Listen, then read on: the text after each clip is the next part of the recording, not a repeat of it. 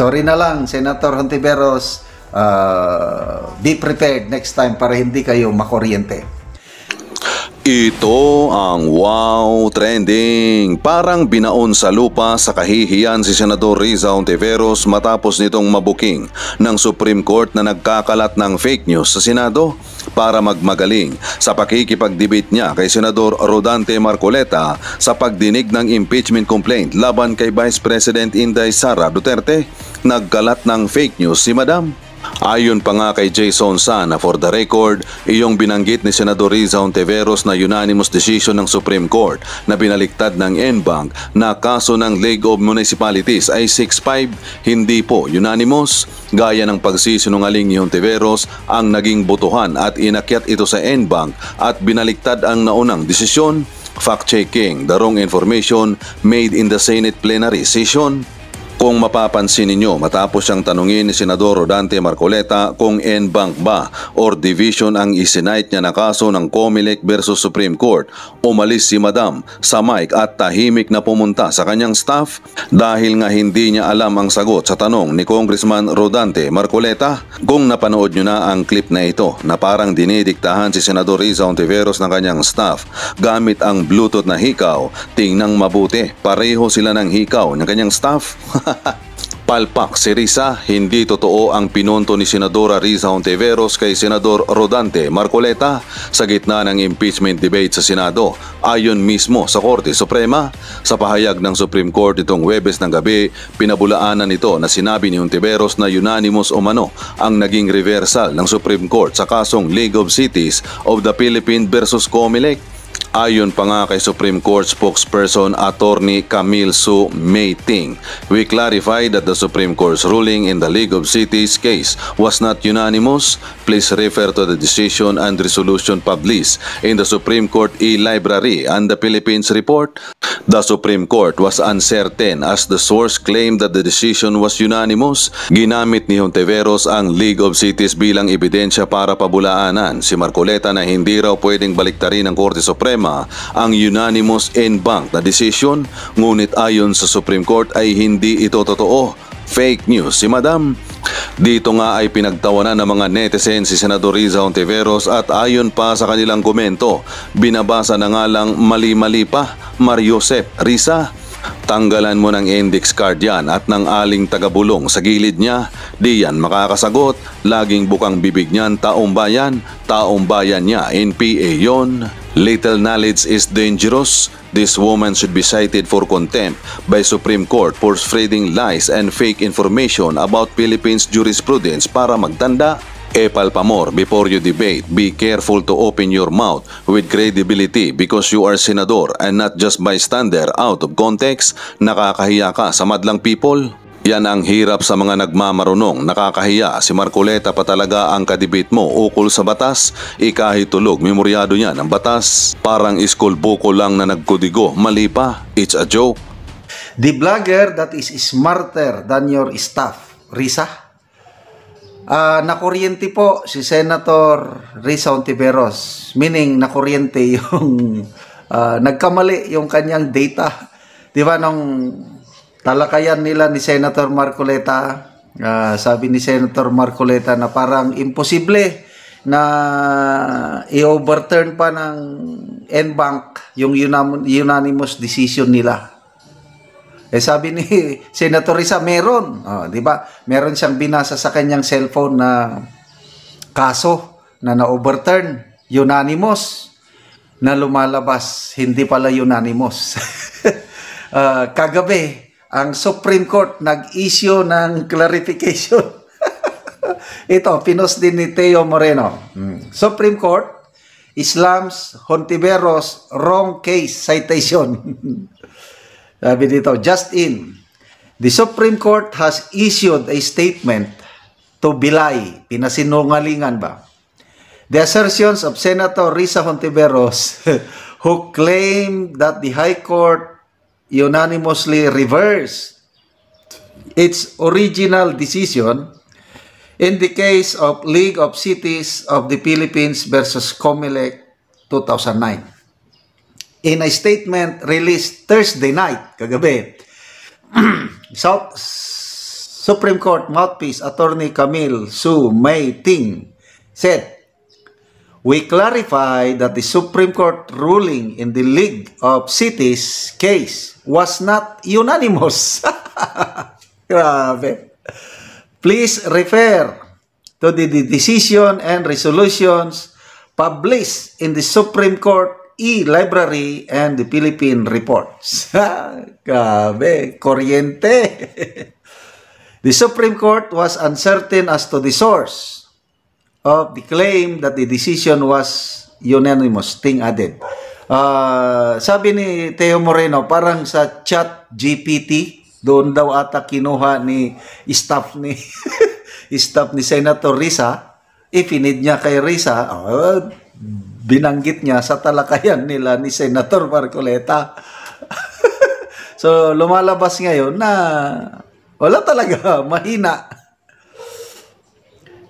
This comes after Hontiveros, during the heated Senate impeachment debate on Wednesday, cited the case of the League of Cities of the Philippines versus COMELEC 2009 and International Service for the Acquisition of Agri-Biotech Application et al. in claiming that the Supreme Court in Bank has unanimously reversed its original decision in a motion for reconsideration. Ano pa ito? Ito, si Senator Risa, nag-post din siya. Ito, sinare na lahat ni Teo. Senator Risa Hontiveros. Upon checking again, the many reversals in the League of Cities decisions were not decided unanimously. Ayan, inamin niya. So, nagkamali siya. The fact remains that at least one unanimous case was reversed in bank and it is not unheard of. The case of International Service for the Acquisition of Agri-Biotech Application in the versus Greenpeace Southeast Asia. My GR numbers na. This is a reminder that no one is immune from error.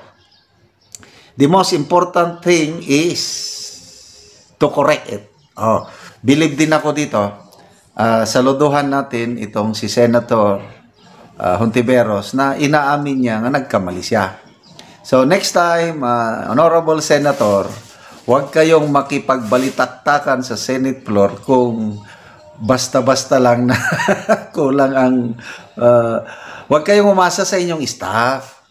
That's the lesson learned doon. Mag-research kayo.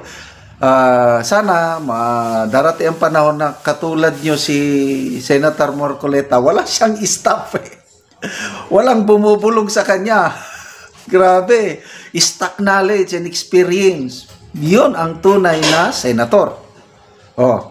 Sabi nila neophyte senator daw. Sino ba yun? Si Karen Davila.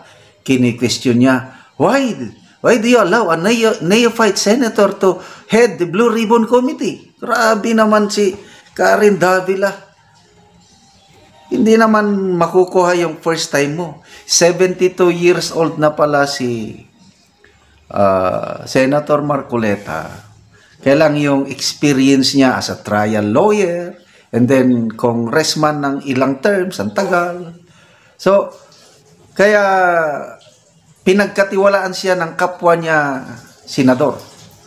Kasi nga, si Senator Chis Escudero, naging congressman din yan. Nakasama niya sa kamara si Marcoleta, alam niya na ang kalidad. Kasi kung walang ganong pinagsamahan si Senator Chis, kahit siguro sina Senator Villanueva, sino pa ba yung galing sa kamara? Nakasama nila si Marcoleta sa kamara. Alam na nila yung kalidad o yung experience, everything.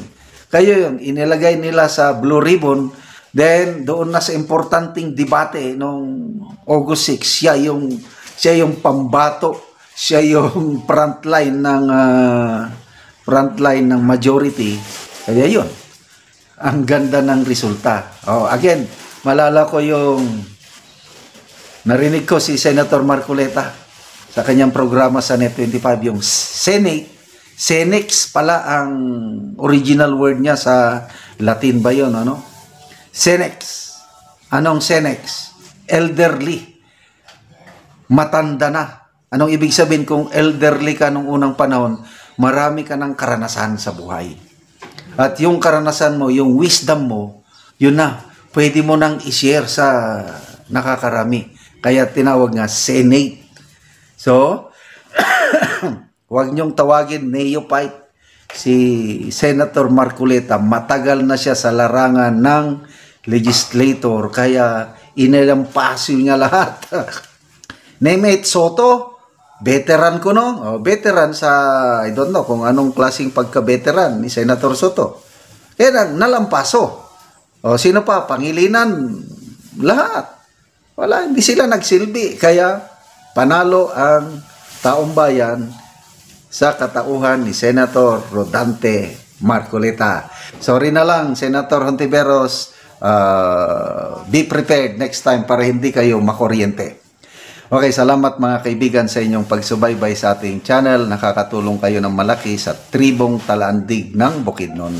Dahil ang sweldo natin sa channel na ito, pantulong natin sa tribo, sa pamamagitan ng livelihood assistance. Nagpapatanim tayo ngayon ng saging lakatan at Arabica coffee. Kung may itinanim, may aanihin. Panoorin niyo ang video na ito. So, maing buntag na ako karon dire nagvideo sa naikapihan. Kapihan ni Kuya Richard. So, mao ni ang iyang kapihan. So, makita gid nato nga maayo ang tubo. So, mao ni ang kiloagon sa gitamnan sa igsuon sa kong bana nga iya ni Kuya Richard. So makita gyud nimo nga nindot kayo ang mga kape. So wala pa ni siya nag-isa ka bulan. So makita nimo ang mga kape.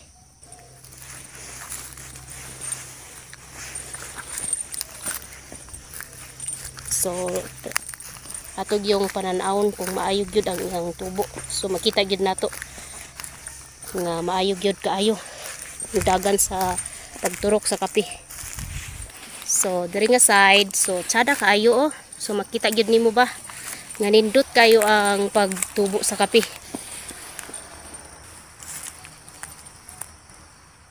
So sa nagatan-aw sa video nga maayo gyud nga mananom tag kape kay tan-awan ning iya sa igsuon sa akong bana. So maayo kayo ang turok. Kita gyud nimo.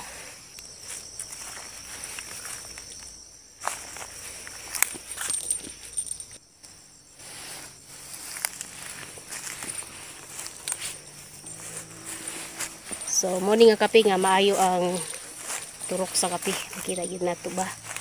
So mo na siya ang hapit na mag-isa ka bulan sa gikan sa pagtanom. So hapit na pud ni siya maabunuhan og